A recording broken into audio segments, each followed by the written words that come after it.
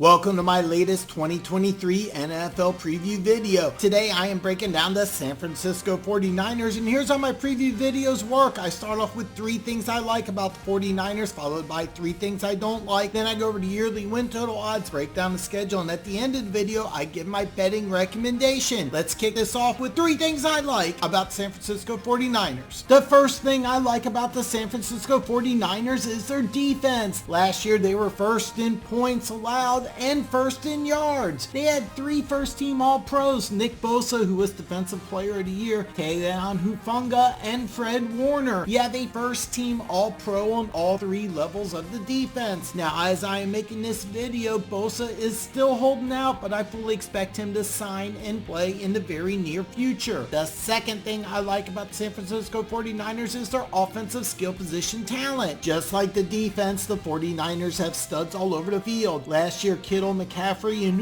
Jack made the Pro Bowl. Brandon Ayuk went for over 1,000 yards receiving for the first time last season, and while Deebo Samuel missed some times with injuries, he's still the only wide receiver / running back in the NFL currently, and when healthy is still one of the best players in all of football. This offense ranks 6th in points, 5th in yards, despite having their starting 2 quarterbacks go down with injuries. Usually if your backup quarterback comes in, you have some problems, but the 49ers relied on a 3rd-string rookie 7th-round pick and still advanced to the NFC Conference Championship game and might have advanced to the Super Bowl if Purdy didn't get injured in the game. The third thing I like about the San Francisco 49ers is Trent Williams. Out of all the superstars I mentioned, the best player might be Trent Williams. Despite turning 35 in July, Trent Williams' last 2 seasons in the NFL might have been his best. He was named first-team All-Pro the last 2 years. When Williams retires, he will be a first ballot, no-brainer Hall of Fame player. Normally in your mid-30s, you're not this dominant, but Williams is an exception. As long as he is playing, you have, in my opinion, the best left tackle in all of football.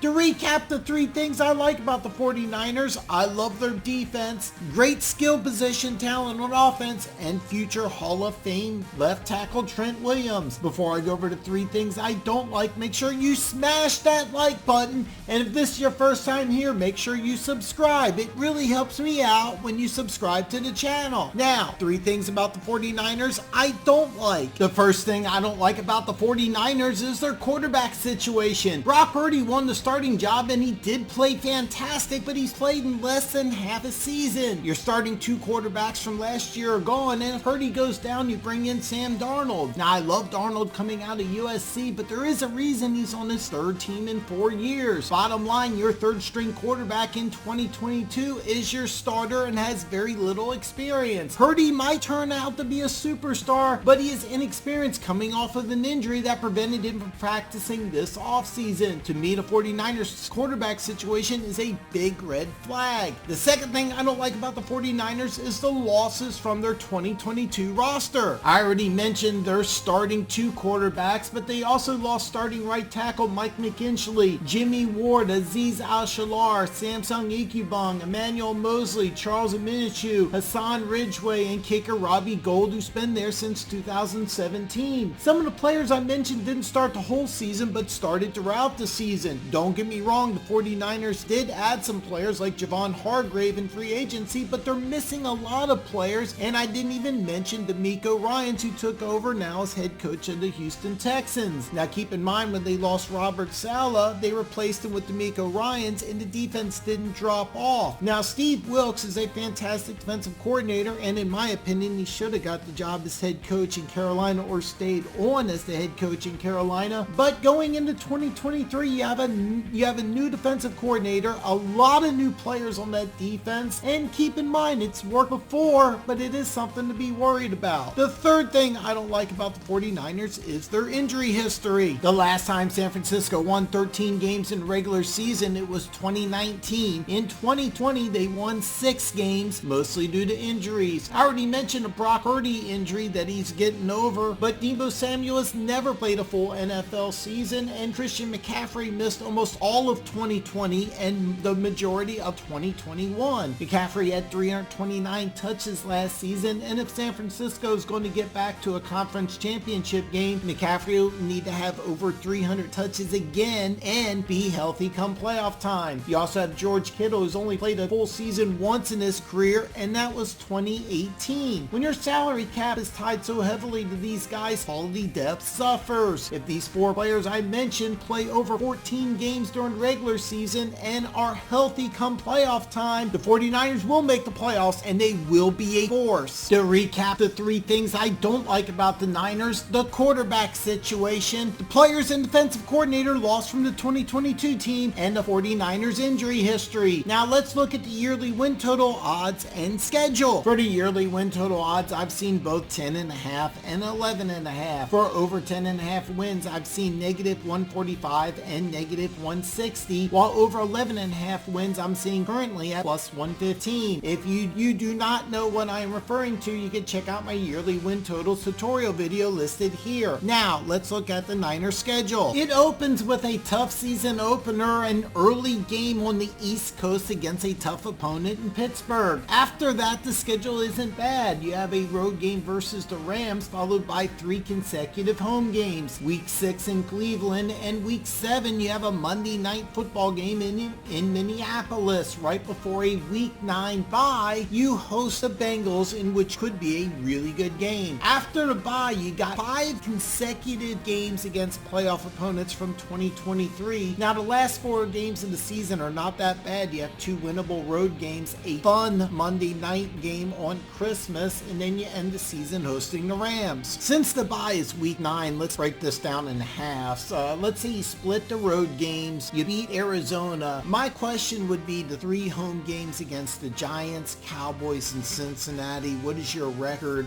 in those 3 games? Because if you can win 2 out of those 3, you're at least 5-3 going into the bye. You could even be 6-2. I think out of the 4 road games, I'm thinking 2-2 is fair, but you could go 3-1. Defense travels well, but even if you're 2-2, I'm thinking 5-3, maybe 6-2 into the bye. Both Jacksonville and San Francisco have week 9 byes, so an early game on the East Coast, I would give the advantage to Jacksonville. I do see a win the next week hosting Tampa. Weeks 12 through 14, you play Seattle twice and travel to Philly. Now I can easily see 3 wins the final 4 games of the season, so if you win just once versus Seattle, even if you lose in Philadelphia, that gets you to 10 wins. Keep in mind, as San Francisco gets to these 10 wins, they must stay healthy, which is a huge question mark. If you go back to the yearly win total odds, I saw both 10.5 and 11.5, and if healthy, 10 wins should be pretty easy, but I personally don't see it. I wouldn't recommend putting action on the 49ers, but if you do, I'd say take the under. You can get great numbers at under 10.5 in Barstool, which has 11.5 as under 11.5 wins at -135. I'd actually recommend you take the best number you can get it under 10.5. Caesars, as I am making this video, is offering +140 on under 10.5 wins, which is a fantastic number. You can check out all my preview videos here on this playlist. Keep in mind, every Tuesday I will release my NFL Weekly Picks video. I hope you play along, post your picks, and I hope to see you again very soon.